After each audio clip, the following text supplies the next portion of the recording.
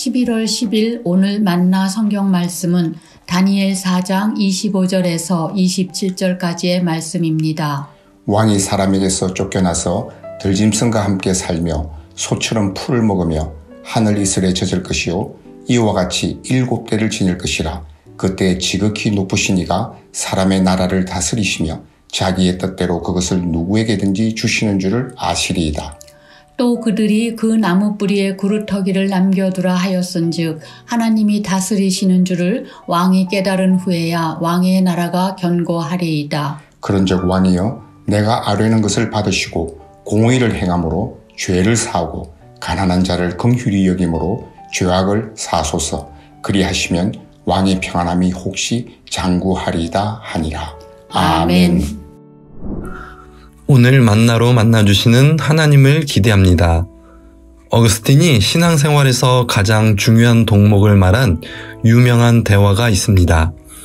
한 사람이 어거스틴을 찾아가 신앙생활에서 첫째 되는 것이 무엇입니까? 물었습니다. 어거스틴은 겸손입니다 라고 대답했습니다. 둘째는 무엇입니까? 겸손입니다. 그럼 셋째는 무엇입니까? 셋째도 겸손입니다 하였습니다. 겸손은 신앙에 있어서 아무리 강조해도 지나치지 않습니다. 오늘 본문에서는 꿈을 통해 하나님의 경고를 받았으나 겸손하지 못하여 심판을 받은 느부갓네살 왕의 이야기가 등장합니다. 4장 상반부에서 느부갓네살 왕은 땅의 중앙에 있는 큰 나무가 한 거룩한 자에게 배임을 당하는 꿈을 꿉니다. 그리고 7년 동안 짐승과 같이 되어 지내게 된다는 것이지요. 아무도 이 꿈을 해석할 수 없어서 결국 다니엘이 이 꿈을 해석해 줍니다. 큰 나무는 바로 느부갓네살 왕으로 그를 7년 동안 정신을 잃고 짐승처럼 지내며 비천하게 낮추신다는 것입니다. 느부갓네살 왕을 이렇게 비천하게 낮추시는 이유는 무엇입니까? 그것이 오늘 25, 27절 말씀에 나오는데요. 지극히 높으신 하나님께서 모든 나라를 다스리는 분임을 알게 하기 위함입니다. 이것이 오늘 전체 본문에 3번 반복해서 등장합니다. 하나님의 다스림을 인정하고 고백하는 것의 중요성을 말하지요. 이어서 다니엘은 이런 나쁜 일을 당하지 않도록 권면을 더합니다. 공의를 행하고 가난한 자를 긍휼히 여김으로 죄악을 사하라는 것이지요.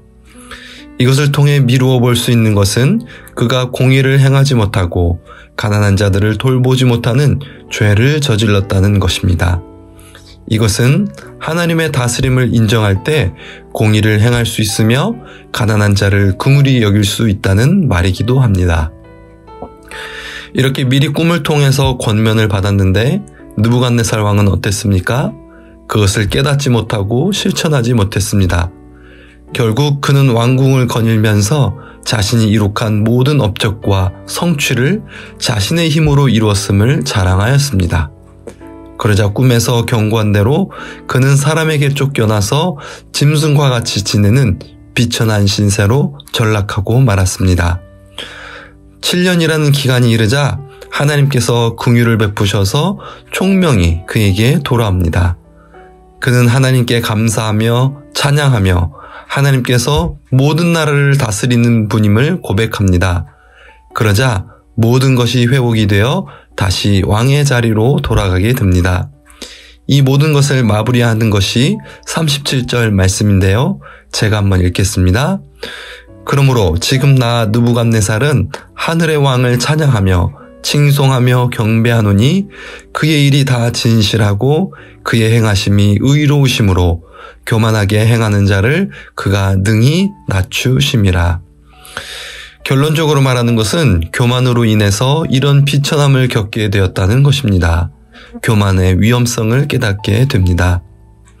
성도 여러분, 하나님께서 우리에게 바라시는 것은 겸손입니다. 특히 느부갓네살 왕의 이야기를 통해서 알게 된 것은 겸손은 모든 역사와 각자의 삶에 하나님의 다스림을 인정하는 것입니다. 하나님께서 역사와 나라를 주관하신다. 하나님께서 내 삶을 다스리신다. 이것을 알고 고백하는 것이 겸손이라는 말입니다. 다스리시는 하나님을 찬양하고 감사하는 것이 결국 겸손의 삶입니다. 때로는 이해되지 않는 사건들이 눈에 보일지라도 하나님보다 세상이 더 힘을 얻는 것 같아 보여도 우리는 겸손을 취하기 원합니다. 다스리시는 하나님을 예배하며 주관하시는 하나님을 찬양하며 인도하시는 하나님께 감사하는 겸손의 삶을 살아가기 원합니다. 기도하겠습니다. 하나님, 오늘 말씀을 통해서 겸손은 하나님의 다스리심을 인정하는 것임을 깨닫습니다. 모든 역사와 나라를 다스릴 뿐 아니라 나의 삶을 다스리시는 하나님을 인정하며 고백하게 하옵소서.